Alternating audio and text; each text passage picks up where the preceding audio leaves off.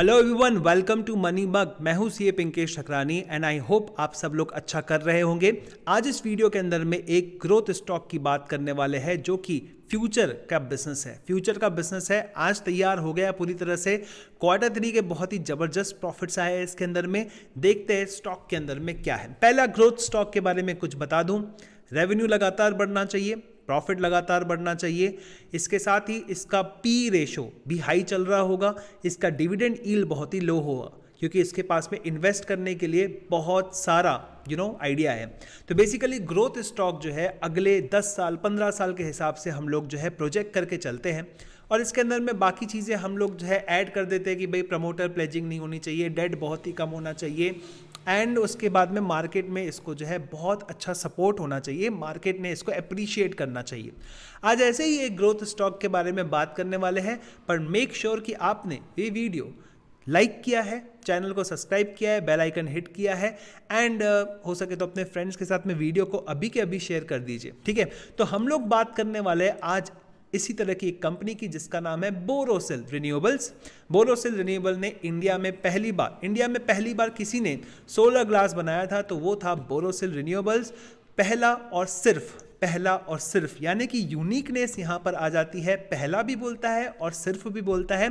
इसकी कैपेसिटी है 2.5 गीगाहर्ट्ज़ की और ये 2.5 गीगाहर्ट्ज़ और ऐड करने वाले हैं, एक्सपांड कर रहे हैं, ग्रोथ के साथ में जुड़ रहे हैं। 5 गीगावाट जब ये हो जाएगा तो आप देख सकते हैं ये कब होगा, ये होगा जून तक, Q1 FY22 जून तक ये हो जाएगा। और इन्होंने 2 mm thick solar glass, world का पहला फुल्ली टेम्पर्ड ग्लास जो है इन्होंने बनाया है और इसके साथ इनका कहना है कि इनके ग्लास के अंदर में आयरन कंटेंट बहुत कम होता है और कार्बन फुटप्रिंट भी कम है। तो भैया ये इन्वायरमेंटल नॉर्म्स के हिसाब से भी बैठता है और क्योंकि ये चीज़ यूज़ होने वाली है सोलर पैनल्स के अंदर में तो ज़बरदस्त इसका फ्यूचर है। बिकॉज हम शायद धीरे धीरे मूव कर रहे हैं टूवर्ड्स रिन्यूएबल एनर्जी, हम अपनी डिपेंडेंसी कोल से कम करना चाहते हैं और हम लोग नेचुरल रिसोर्सेज द्वारा जो एनर्जी आती है उसको यूज़ करना चाहते हैं। खैर ये बहुत इंपॉर्टेंट भी, अब घर के ऊपर में सोलर पैनल लग गया तो घर का इलेक्ट्रिसिटी, एसी वेसी, कितनी सारी चीज़ें फ्री हो जाएगी, सोचिए, ठीक है।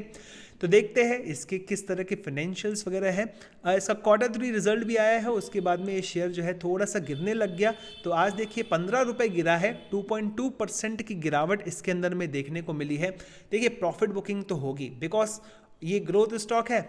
इसके बाद इसका जो पी है, जो आप देखिए पिछले 12 महीनों का ट्रेलिंग पी आप देखोगे तो 47.2 चल रहा है, ठीक है। तो बहुत ही हाई पी पर ये अवेलेबल है, ठीक है। और इसकी बुक वैल्यू देखोगे तो उससे 14.3 है। तो आप समझ सकते हो कि महंगा स्टॉक है, ठीक है। क्वालिटी होगी तभी तो इतना महंगा है, ठीक है। और इसने निफ्टी को तो आउट परफॉर्म किया ही है और आप देखेंगे 52 वीक का लो 213 का है और इसका हाईएस्ट जो है 748 का है। तो अपने हाईएस्ट से आपको जो है ये थोड़ा कम वैल्यू पर मिल रहा है, थोड़े समय के लिए कंसोलिडेट भी हुआ था और आप देख सकते हो कि अभी के क्वार्टर का इसका रिजल्ट जो है 45 करोड़ रुपीस का आया है। तो चलिए देखते हैं हम लोग इसके बारे में, इसके एनुअल रिजल्ट्स देख लेते हैं। देखिए यहाँ पे सब कुछ सही चल रहा था, बरोबर ग्रोथ आ रही थी, ठीक है। 280 करोड़, 302 करोड़, 332 करोड़, 405 करोड़, अरे वाह। लेकिन ये झटका लगा, काय का झटका, कोरोना का झटका। लेकिन ये कंपनी ने झटके को जो है डबल झटका दे दिया, यानी कि जो है सेल्स अपनी डबल कर दी, 275 करोड़ की सेल को 500 करोड़ कर दिया। प्री कोविड लेवल से भी ज़्यादा इन्होंने सेल कर दी 2021 के अंदर में। और उसके बाद देखो, ठीक है, उसके बाद अगर पिछले 12 मंथ्स की बात करते हैं जिसके अंदर में ये Q3 FY22 का रिजल्ट भी शामिल है, तो आप देखोगे यहाँ पर 680 करोड़ रुपीस का यहाँ पर रेवेन्यू है। और आप देखोगे इसका प्रॉफिट, तो देखो प्रॉफिट इसका 186 करोड़ का प्रॉफिट पिछले 12 महीनों का, ठीक है। पिछले 12 महीनों का पिछले साल से कंपेयर करते हैं डबल हो गया है प्रॉफिट। 90 करोड़, 89 करोड़ दिख रहा है ना, 90 करोड़ का कितना हो गया है, 186 करोड़ हो गया है। लाजवाब रिजल्ट्स है, बहुत ही शानदार रिजल्ट्स है।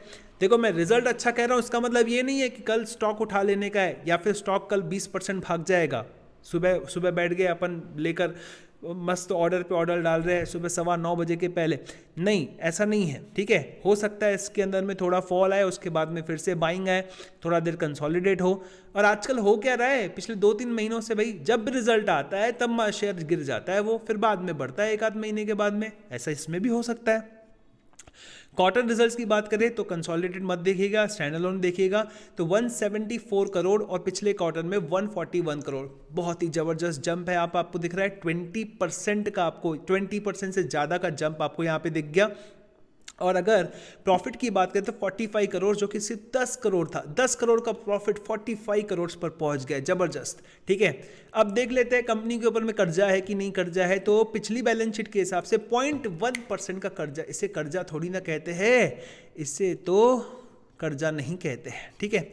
अब शेयर होल्डिंग देख लेते हैं इन लोगों की, और शेयर होल्डिंग में हम देखेंगे प्रमोटर्स की होल्डिंग। अरे प्रमोटर्स का कोई प्लेज नहीं है, 61.73 की प्लेज है। और आप देखोगे इसमें FIIs और FPIs का जो स्टेक है 22 FPIs और FIIs हुआ करती थी, वो अभी 46 पर आ गया है। तो that is really very good, ठीक है, ये भी बहुत अच्छा है, ठीक है।